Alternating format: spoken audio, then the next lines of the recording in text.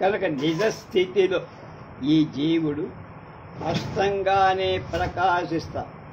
మనుషులు వాటిని ప్రకాశింపని వాడిగా భ్రాంతి చేత భావిస్తారు. వాడిలో ప్రకాశం లేదనుకుంటారు.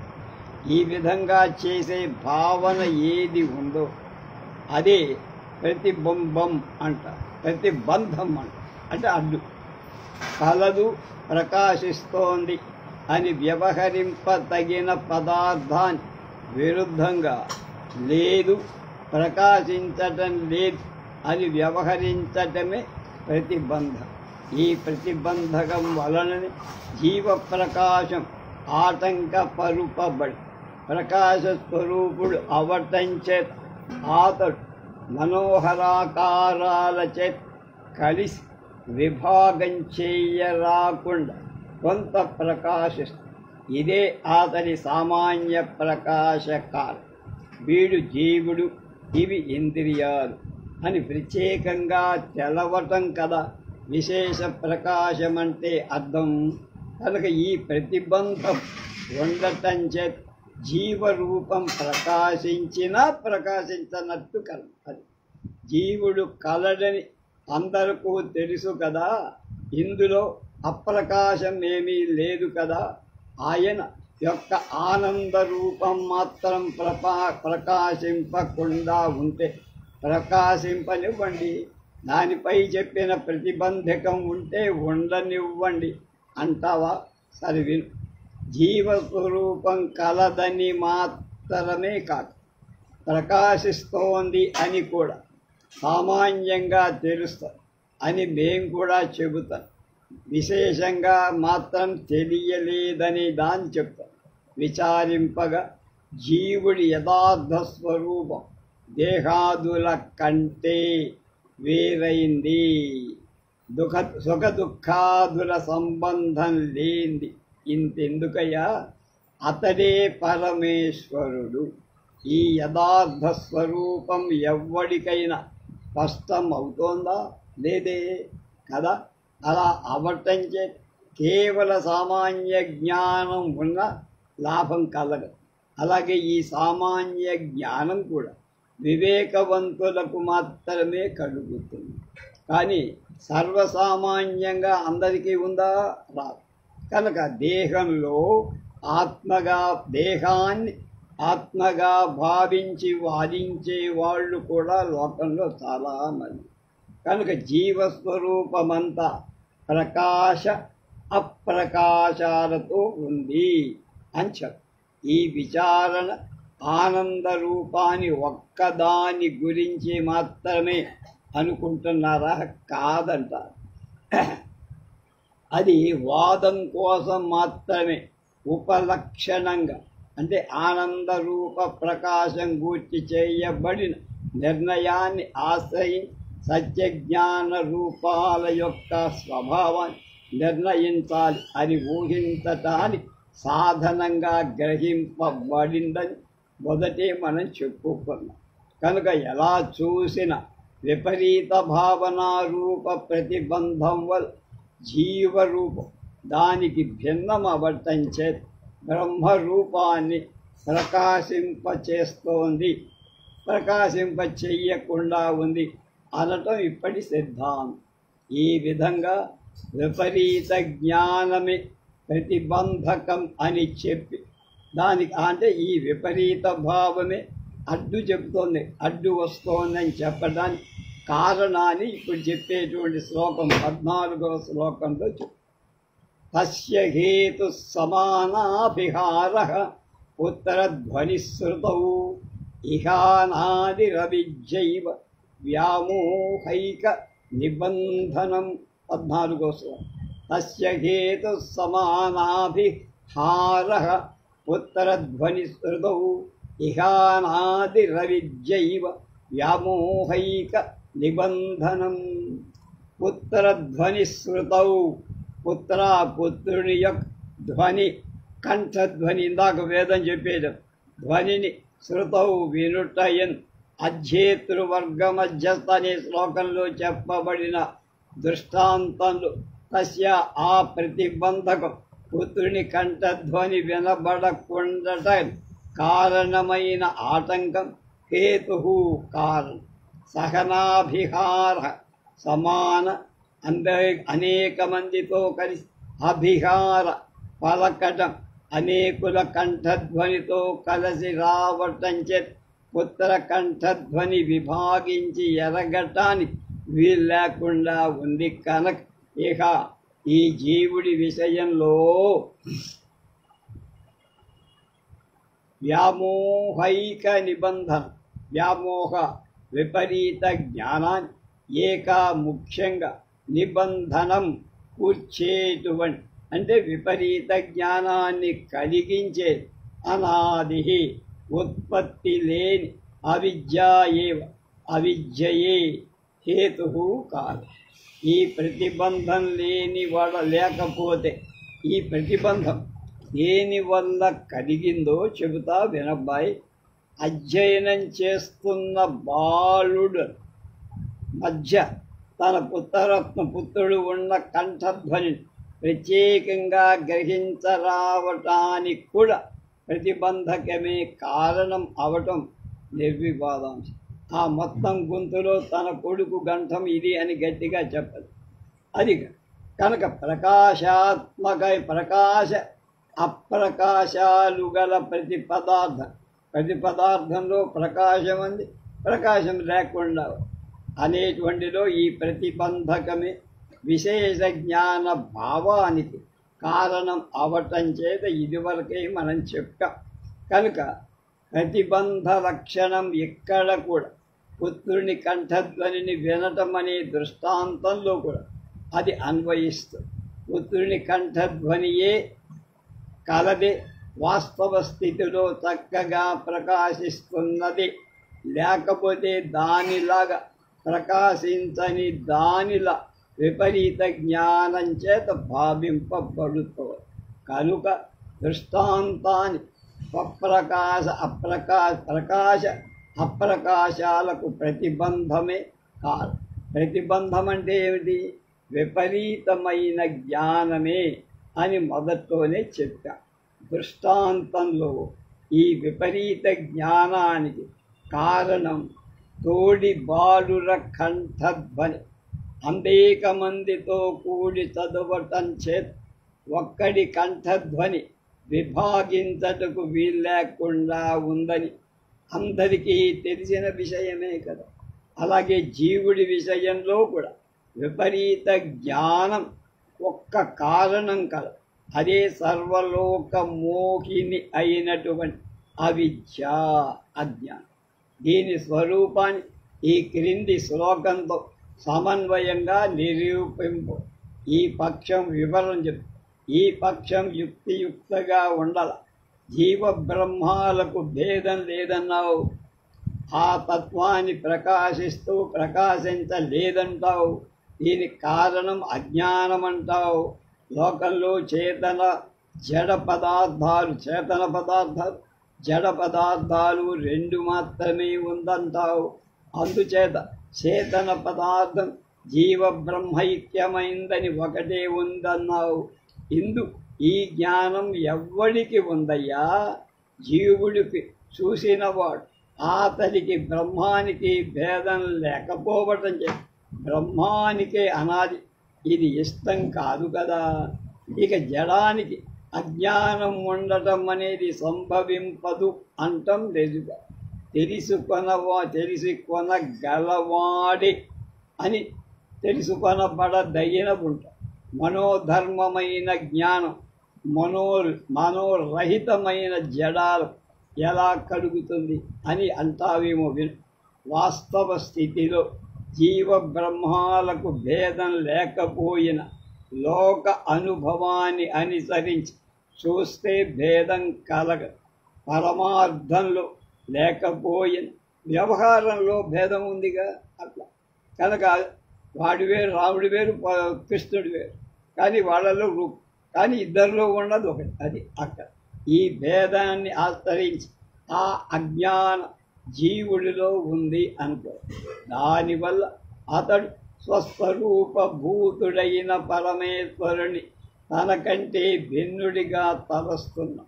అలా చెప్పిన జీవుడు అజ్ఞానం వల్ల తనకంటే వేరుగా తలస్తున్నాడు. అది అలా. బ్రహ్మానికి కూడా అజ్ఞాన సంబంధం అంగీకరించినట్లు అనిపిస్తుంది. అది అంటావేమో. అలా కాదు నాయన. వ్యావహారిక భేదం వల్ల జీవుడు బ్రహ్మం అభిన్నాలు అయినా భిన్నులుగా భావింపం. అలాగే తానే తనకంటే వేరుగా తలంచడం అప్రసిద్ధంగా. అవివేకులు చాలామంది ఒక పని సాధించబోయి మళ్ళా తమ్ము లెక్కించుకోవాల్సి వస్తే లెక్కించేవాడు తనను లెక్కేసుకోకుండా మిగిలిన వాళ్ళు లెక్కేసుకున్నట్లుగా లోకల్లో మనకొక కథ ఉంది. కనుక ఈ దృష్టాంతం గ్రంథంలో మున్ముందు స్పష్టం. అప్పుడు ఆ లెక్కించినవాడు తన్నే అన్యుడిగా వేరొక వాడిగా భావించటం కదా. కనుక అలాగే ఉన్మత్తుడు, విచారపరాయణుడు మొదలైన వాడు తమతో తామే సంభాషించుకోవడం మనం లోకంలో చూస్తాం. స్వప్నంలో, సంస్కార వచనంలో తనలోనే కల్పింపబడిన తానే అయి ఉన్న వివిధ పదార్థాలు తానే తనకంటే భిన్నంగా భావించి పురుషుడు వ్యవహరించడంలో వివాదం లేదు. అలా చెయ్యటమే తగిన కారణం ఉన్నప్పుడు తనకంటే వేరుగా భావించట ఒక విరుద్ధ అంశమేమీ కాదు. జీవ బ్రహ్మాల వ్యావహారిక భేదం కలదని తన్నే ఆధారం చేసుకొని వాదిస్తారు. పరమార్థ స్థితి ఒక విధంగా ఉండగా కేవల వ్యావహారిక స్థితి కార్యసాధకం అవటం ఎలా అంటావా?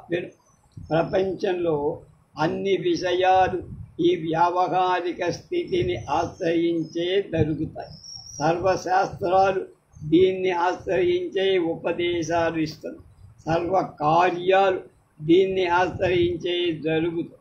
కనుక వస్తుత జీవ బ్రహ్మ భేద విషయాన్ని గురించి ఈ ఆక్షేపం చెల్లదు. చూడు, పరమార్థ స్థితిని అనుసరించి దేనికి అవకాశం కలదు. బ్రహ్మం సత్యజ్ఞానానంద రూపమని, నిర్వికారమని శృతి చెబుతుంది. జీవుడు కూడా అలాంటి వాడే అని నిరూపించి ఉన్నాం. కనుక అతడు సాక్షి అర్థం చేత ఇతర పదార్థాలతో సంబంధం కలదని నిరూపించే చెప్పాము. ఇప్పటికి చేతన తత్వం ఒక్కటి అయింది. అప్పుడు శాస్త్రం ఎవరిని కూర్చి ధర్మాలను ఉపదేశిస్తుంది, నీతులను చెప్తుంది, చికిత్సాదులను బోధిస్తుంది, గృహ తారకాదులను వివరిస్తుంది, సృష్టి స్థితి ప్రళయాల నిర్ణయం చేస్తుంది, ఆత్మజ్ఞానం ప్రకటిస్తుందయ్యా. సర్వశాస్త్రాలు హితప్రాప్తిని గురించి, అహిత నివృత్తిని గురించి మాత్రమే కదా చెప్పేది, ప్రవర్తించేది. నిత్య శుద్ధుడై ఆనందరూపుడై ఉత్పత్తి వినాశాలు లేని వాడై ఉన్న పరమేశ్వరుడికి హితం ఏమిటి, ఏది అహితం ఏమిటి, ఏది ఆయన దేన్ని గ్రహించాలి, దేన్ని వదిలిపెట్టాలి. ఎవడైనా తనకు గల సుఖం కంటే అధిక సుఖాన్ని సంపాదించే ప్రయత్నమే చేస్తాడు. పరమేశ్వరుడైతే స్వయంగానే పరమానందరుడు. ప్రతివాడు దుఃఖాన్ని పరిచయించి చూస్తాడు. ఆ దుఃఖం భ్రాంతి సిద్ధం అవటం చేత ఎప్పటికీ బొత్తిగా లేదు. కనుక దానివల్ల పరమేశ్వరుడికి సంబంధం కలగదు. కనుక పరమార్థ స్థితిని ఆశ్రయిస్తే ఏ శాస్త్రానికి ప్రవృత్తి కలగదు. అన్ని శాస్త్రాలు వ్యావహారిక స్థితిని ఆశ్రయించే ప్రవర్తిస్తాయి. అలాంటి వేదాంత శాస్త్రం ఒకటి మాత్రం అలా ప్రవర్తింపకూడదు. దాని నిర్బంధమేమిటి? అలా అయితే ఈ పరమార్థ స్థితి అసత్యమేమో. ఇది కూడా వేదశాస్త్ర శాస్త్రం నిర్ణయింపబడిందే కదా అని అంటావు నువ్వు ప్రశ్న. ఈ వాదం నిలబదయ్యా. ఎందుకంటే జీవ బ్రహ్మ ఐక్యాన్ని సవివర్తంగా ముందే చెప్పేశాం కనుక శాస్త్రమంతా కూడా దాన్ని గూర్చే బోధిస్తాం. అలాగే ఇతర శాస్త్రాలు నిర్ణయించిన భేద ప్రమాణాలు కాగా యథార్థమైన అభేదం మాత్రం అలాగే కాదు. భేదం అనుభవంలో ఉంది కదా అనొచ్చు నువ్వు. అనుభవం అంతా యథార్థంగా ఉండాలిగా అనే నియమం ఏమైనా ఉందా అంటే త్రాటిలో పామును చూడటం ప్రత్యక్ష అనుభవం. అలాగే ప్రమాణ అంతర సిద్ధమైన విషయాలను తెలిపిన శాస్త్రాలే కావు అని ఇదివరకే నిరూపించి ఉన్నాం. కనుక విచారిస్తే వేదాంత శాస్త్రం ఒక్కటే శాస్త్రం అంటే పరమార్థాన్ని తెలిపేశారు. తక్కినవి స్వర్గాది రూపాలైన కొన్ని అపూర్వ విషయాలను బోధించటం చేత ఆయా విషయాలలో శాస్త్రాలే ప్రమాణాలే అయినా ప్రస్తుత విషయంలో జీవ బ్రహ్మ భేద అభేద విషయం మాత్రం శాస్త్రాలు ప్రమాణాలు అది అలా ఉంటే పై విమర్శననుసరి చూస్తే వ్యావహారిక భేదాన్ని ఆశ్రయించి అజ్ఞానంలో జీవుడితో సంబంధం తెలపటం వల్ల విరోధం ఏమాత్రం లేదు. ఇలా అయినా మీ పక్షం నిలవదయ్యా. ఈ అజ్ఞానం ఎప్పుడు పుట్టింది? జీవుడు ఎప్పుడు పుట్టాడు? అజ్ఞానం లేకపోతే జీవ బ్రహ్మ భేదం లేదు. జీవ బ్రహ్మ భేదం లేకపోతే అజ్ఞానానికి ఆశ్రయం లేదంటావుగా. అంటే ఈ అజ్ఞానం అనాది నాయన, నీకంటే ముందే జీవుడు కూడా అనాదే కదా. కనుక అజ్ఞానవశంలో వాడు అనుభవించే సంసారం కూడా అనాది. చక్రాన్ని ప్రారంభం అది చెప్పగలమా? సర్కిల్ గీసి ఇది మొదలు ఇది చివరని చెప్పలేము. ఈ సంసార చక్రం కూడా ప్రారంభం ఇది అని ఎవ్వడు చెప్తాడు. అలాగా అలా ఉండకపోయినా అయుక్తం కదా అని అంటావా? ఏదైనా ఒకదాన్ని ప్రారంభం తీసుకొని మాత్రమే వ్యవహారాన్ని సమర్థిస్తాం. అలా కాక ఒకటి అనవసరంగా ఆరంభం ఉండి తీరాలంటే అనేక విరోధాలు వస్తాయి. కనుక బహుకాలం నుండి నిర్మలమై నిర్వికారమై ఉన్న బ్రహ్మం నుండి ఆకస్మికంగా జీవుడొకడు తద్భిన్నుడయ్యి సంసారి అయి ఉదయించాడు అంటే ఆకస్మిక తత్వం వస్తుంది. అలా ఉండి కారణం లేకయే ఏదో ఒకటి కలిగిందని యుక్తికి నిలవదు కదా.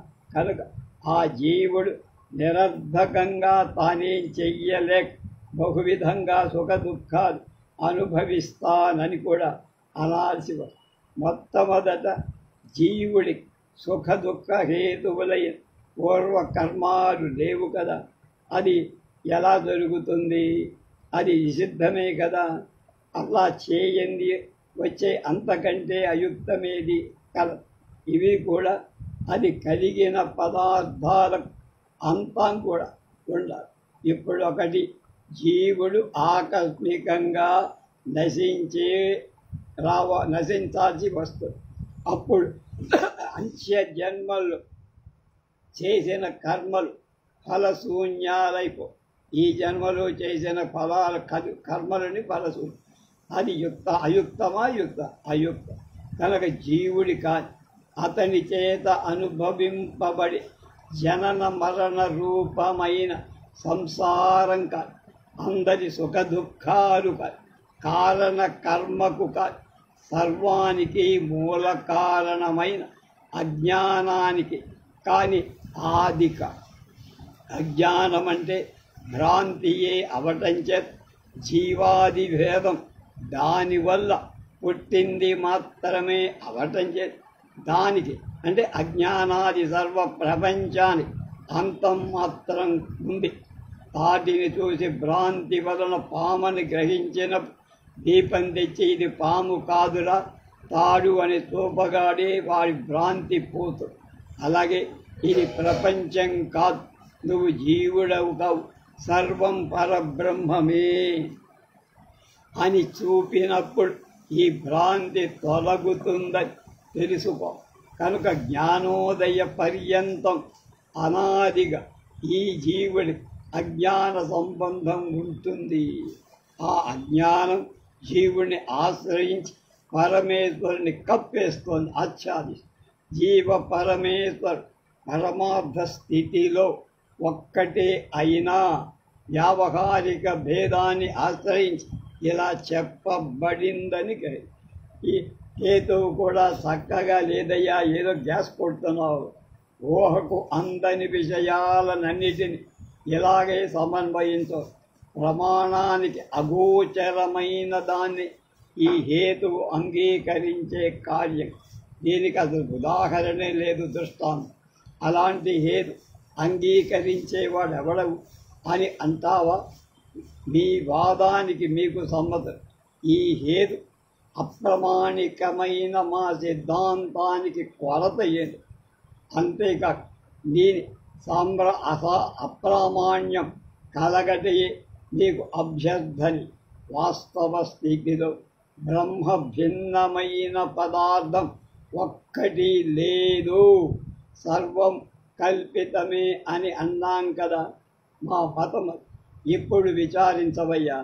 మేము అనాదిత్వ హేతువుతో దేన్ని సాధించాలో జీవాజ్ఞాన సంబంధాన్ని అలాగే సాధించాం కదా అంటావా? జీవాజ్ఞానాలే పరమార్థ స్థితిలో లేవని వాటి సంబంధాన్ని సాధించడం మతముతో ఎలా ప్రవేశించగలమయ్యా అంటావా? అలా అయితే దాన్ని మహాప్రయాసతో సాధించావు అని అంటావా? ఆ పని అనాది అయిన సంసార వాసన చేతి మోహితులై దీనికి ఉత్పత్తి ఎన్నడు అని విచారింపదలుచుకున్న వాళ్ళకై సిద్ధాంతాలు ఉన్నాయి. ఆ సిద్ధాంతం మాత్రం దీన్ని సాధించడానికి ప్రయోజనం కాదు. కనుక ఈ అనాదిత్వ హేతు అప్రమాణికమైన మా సిద్ధాంతానికి ఏమీ హాని చెయ్యదయ్యా. ఏ మతస్థు ఈ హేతువు చేత తమ సిద్ధాంతాలు సమర్థింప చూస్తారు వాళ్ళకే ఈ దోషయుక్తమైన సిద్ధాంతం భంగం కలు. కనుక అవిద్యా జీవులకు గల సంబంధం అనాది అనటంలో సంశయం. అలాంటి అవిద్యయే జీవుడి భ్రాంతిని కలిగిస్తూ తనకు కూడా సామాన్యంగా ప్రకాశిస్తున్నా విశేషంగా ప్రకాశించకుండా ఉంచే తన యందు తనకే పరిమిత జ్ఞానం కలిగించింది. కనుక ఇక అవిద్యా స్వరూపాన్ని ఉపోద్ఘాతంగా సహేతుకంగా వివరించడం ప్రారంభిస్తారు రేపటి నుంచి.